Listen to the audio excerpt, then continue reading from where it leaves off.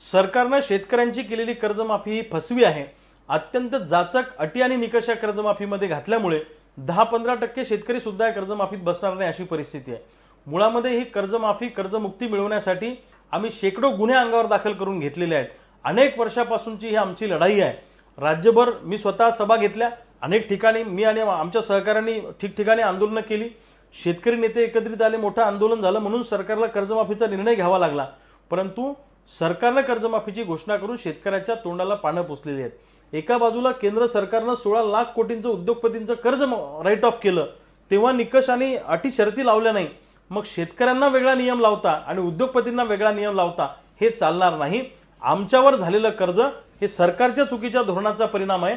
तुम्ही चुकीचे धोरण राबवले म्हणून आमच्या शेतीमालाला भाव मिळाला नाही, पर्यायाने आमच्यावर हे कर्ज झालं। आमचं कर्ज फेडणं ही सरकारची जबाबदारी आहे। म्हणून या फसव्या कर्जमाफीच्या विरोधामध्ये आणि सरसकट कर्जमुक्ती आणि हक्काचा पीक विमा मिळाला पाहिजे म्हणून मी स्वतः माझ्या बुलढाणा येथील निवासस्थानी 15 जून 2026 पासून सकाळी 9 वाजेपासून बेमुदत अन्नत्यागाला बसणार आहे।